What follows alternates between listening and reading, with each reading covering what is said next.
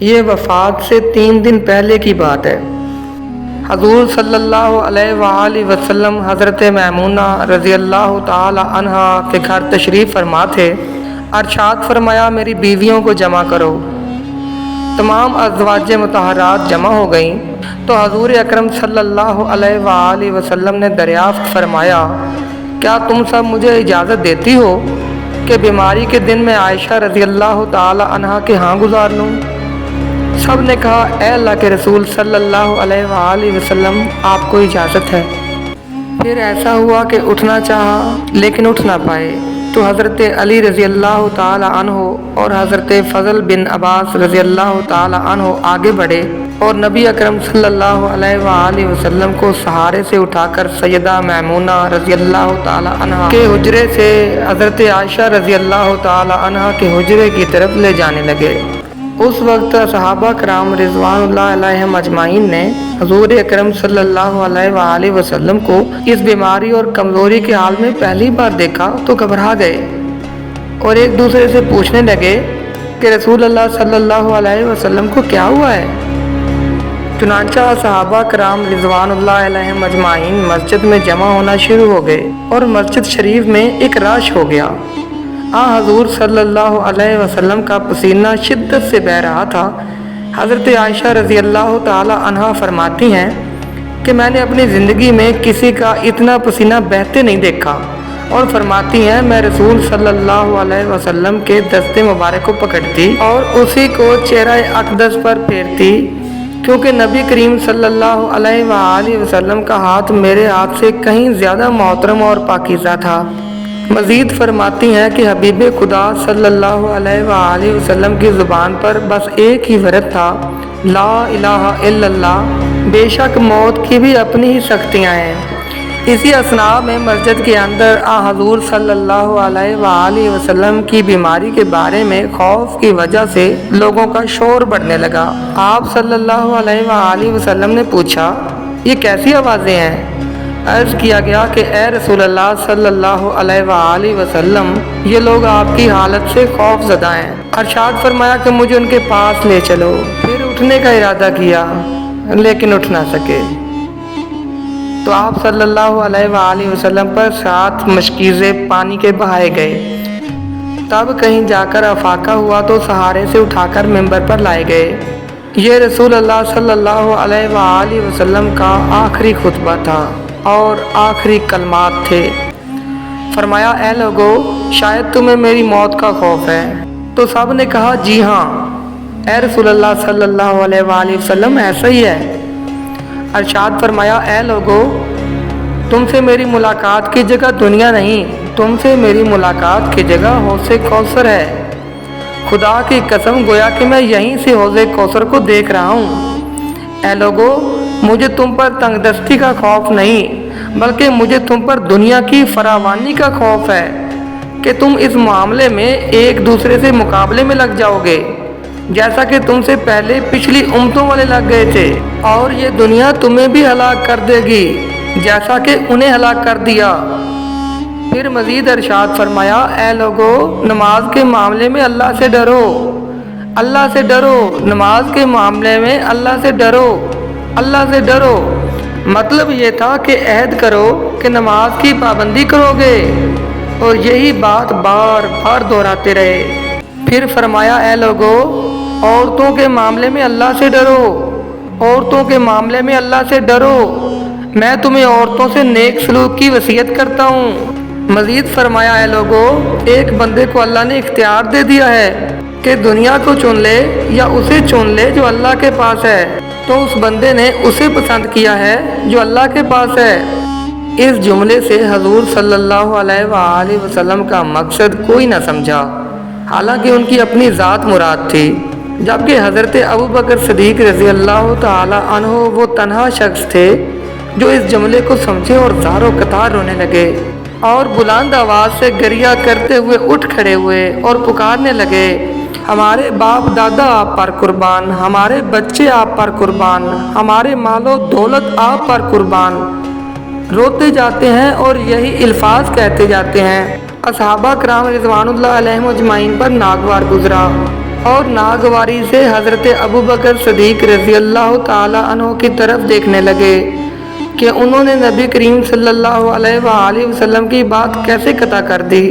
اس پر نبی کریم صلی اللہ علیہ وآلہ وسلم نے حضرت ابو بکر کا دفاع کیا اور فرمایا کہ اے لوگو، ابو بکر صدیق کو چھوڑ دو کہ تم میں سے ایسا کوئی نہیں کہ جس نے ہمارے ساتھ کوئی بلائی کی ہو اور ہم نے اس کا بدلہ نہ دیا ہو، سوائے ابو بکر کے کہ اس کا بدلہ میں نہیں دے سکا۔ ان کا بدلہ میں نے اللہ تعالیٰ پر چھوڑ دیا ہے۔ مسجد نبوی میں کھلنے والے تمام دروازے بند کر دیے جائیں سوائے ابو بکر کے دروازے کے، جو کبھی بند نہ ہوگا۔ آخر میں اپنی وفات سے قبل مسلمانوں کے لیے آخری دعا کے طور پر ارشاد فرمایا، اللہ تمہیں ٹھکانہ دے، تمہاری حفاظت کرے، تمہاری مدد کرے، تمہاری تائید کرے۔ اور آخری بات جو ممبر سے اترنے سے پہلے امت کو مخاطب کر کے ارشاد فرمائی کہ اے لوگو، قیامت تک آنے والے میرے ہر امتی کو میرا سلام پہنچا دینا۔ اس کے بعد حضور صلی اللہ علیہ وسلم کو دوبارہ سہارے سے اٹھا کر گھر لے جایا گیا۔ اسی اثناء میں حضرت عبد الرحمن بن ابی بکر خدمت اقدس میں حاضر ہوئے۔ ان کے ہاتھ میں مسواک تھی۔ نبی کریم صلی اللہ علیہ وآلہ وسلم مسواک کو دیکھنے لگے مگر شدت مرض کی وجہ سے طلب نہ کر پائے۔ چنانچہ حضرت عائشہ رضی اللہ تعالی عنہا حضور اکرم صلی اللہ علیہ وآلہ وسلم کے دیکھنے سے سمجھ گئیں اور انہوں نے حضرت عبد الرحمن رضی اللہ تعالی عنہ سے مسواک لے کر نبی کریم صلی اللہ علیہ وآلہ وسلم کے دہن مبارک میں رکھ دی، لیکن حضور صلی اللہ علیہ وآلہ وسلم اس مسواک کو استعمال نہ کر پائے۔ تو حضرت عائشہ صدیقہ رضی اللہ تعالی عنہ نے حضور اکرم صلی اللہ علیہ وآلہ وسلم سے مسواک لے کر اپنے منہ میں نرم کی اور اچھی طرح نرم کر کے حضور صلی اللہ علیہ وآلہ وسلم کو لوٹا دی۔ حضرت عائشہ رضی اللہ تعالی عنہ فرماتی ہیں کہ جو آخری چیز نبی کریم صلی اللہ علیہ وآلہ وسلم کے پیٹ میں گئی وہ میرا لعاب تھا، اور یہ اللہ تبارک تعالیٰ کا مجھ پر فضل ہی تھا کہ اس نے وصال سے قبل میرا اور نبی کریم صلی اللہ علیہ وآلہ وسلم کا لعاب دہن یکجا کر دیا تھا۔ حضرت عائشہ رضی اللہ تعالی عنہ مزید فرماتی ہیں کہ پھر آپ صلی اللہ علیہ وآلہ وسلم کی بیٹی حضرت فاطمہ رضی اللہ تعالی عنہ تشریف لائیں کہ ان کے بابا نبی کریم صلی اللہ علیہ وآلہ وسلم آج اٹھ نہ سکے، کیونکہ نبی صلی اللہ علیہ وآلہ وسلم کا معمول تھا کہ جب بھی حضرت فاطمہ رضی اللہ تعالیٰ عنہ تشریف لاتی تو حضور صلی اللہ علیہ وسلم ان کے ماتھے پر بوسہ دیتے تھے۔ حضور صلی اللہ علیہ وآلہ وسلم نے فرمایا، اے فاطمہ قریب آ جاؤ۔ پھر حضور صلی اللہ علیہ وسلم نے ان کے کان میں کوئی بات کہی تو حضرت فاطمہ رضی اللہ تعالیٰ عنہ زارو قطار رونے لگیں۔ انہیں اس طرح روتا دیکھ کر حضور صلی اللہ علیہ وآلہ وسلم نے پھر فرمایا، اے فاطمہ قریب آؤ، اور دوبارہ ان کے کان میں کوئی بات ارشاد فرمائی تو وہ خوش ہونے لگیں۔ حضور صلی اللہ علیہ وآلہ وسلم کے وصال کے بعد میں نے سیدہ فاطمہ رضی اللہ تعالی عنہا سے پوچھا تھا کہ وہ کون سی بات تھی جس پر آپ روئیں اور بعد میں خوشی کا اظہار کیا۔ سیدہ فاطمہ رضی اللہ تعالی عنہا کہنے لگیں کہ پہلی بار جب میں قریب ہوئی تو فرمایا، اے فاطمہ آج رات میں دنیا سے کوچ کرنے والا ہوں، جس پر میں رو دی۔ جب انہوں نے مجھے بے تحاشا روتے دیکھا تو فرمانے لگے، اے فاطمہ میرے اہل خانہ میں سب سے پہلے تم مجھ سے آ ملو گی، جس پر میں خوش ہو گئی۔ سیدہ عائشہ رضی اللہ تعالی عنہا فرماتی ہیں پھر حضور صلی اللہ علیہ وآلہ وسلم نے سب کو گھر سے باہر جانے کا حکم دیا اور مجھے فرمایا، اے عائشہ میرے قریب آ جاؤ۔ پھر حضور صلی اللہ علیہ وآلہ وسلم اپنے ہاتھ آسمان کی طرف بلند کر کے فرمانے لگے، وہ اعلیٰ و عمدہ رفاقت مجھے پسند ہے۔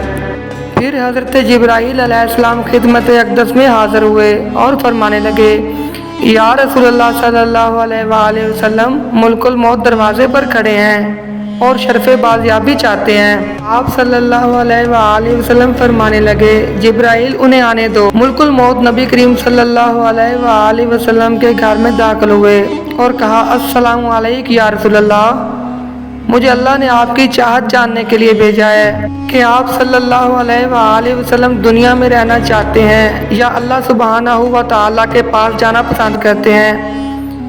حضور صلی اللہ علیہ وآلہ وسلم نے فرمایا، مجھے اعلیٰ و عمدہ رفاقت پسند ہے، مجھے اعلیٰ و عمدہ رفاقت پسند ہے۔ پھر وہ لمحہ آ گیا، ملک الموت حضور صلی اللہ علیہ وآلہ وسلم کے سرانے کھڑے ہوئے اور کہنے لگے، اے پاکیزہ روح، اے محمد بن عبداللہ کی روح، اللہ کی رضا و خوشنودی کی طرف روانہ ہو، راضی ہو جانے والے پروردگار کی طرف روانہ ہو جو غضبناک نہیں۔ حضرت عائشہ رضی اللہ تعالی عنہا فرماتی ہیں، پھر نبی کریم صلی اللہ علیہ وآلہ وسلم کا ہاتھ آہستہ آہستہ نیچے آنے لگا اور سار مبارک میرے سینے پر بھاری ہونے لگا۔ میں سمجھ گئی کہ حضور صلی اللہ علیہ وآلہ وسلم کا وصال ہو گیا ہے۔ مجھے اور تو کچھ سمجھ نہیں آیا، سو میں اپنے حجرے سے نکلی اور مسجد کی طرف کا دروازہ کھول کر کہا، رسول اللہ صلی اللہ علیہ وسلم کا وصال ہو گیا۔ مسجد آہوں اور نالوں سے گونجنے لگی۔ ادھر حضرت علی رضی اللہ تعالیٰ عنہ جہاں کھڑے تھے وہیں بیٹھ گئے، پھر ہلنے کی طاقت نہ رہی۔ ادھر عثمان بن عفان رضی اللہ تعالیٰ عنہ معصوم بچوں کی طرح ہاتھ ملنے لگے اور سیدنا عمر رضی اللہ تعالیٰ عنہ تلوار بلند کر کے کہنے لگے، خبردار جو کسی نے کہا کہ رسول اللہ صلی اللہ علیہ وآلہ وسلم وفات پا گئے ہیں، میں ایسے شخص کی گردن اڑا دوں گا۔ میرے آقا تو اللہ تعالیٰ سے ملاقات کرنے کے لیے گئے ہیں، جیسے موسیٰ علیہ السلام اللہ رب العزت سے ملاقات کرنے کو گئے تھے۔ وہ لوٹ آئیں گے، بہت جلد لوٹ آئیں گے۔ اب جو وفات کی خبر اڑائے گا میں اسے قتل کر ڈالوں گا۔ اس موقع پر سب سے زیادہ برداشت اور صبر حضرت ابوبکر صدیق رضی اللہ تعالیٰ عنہ نے کیا۔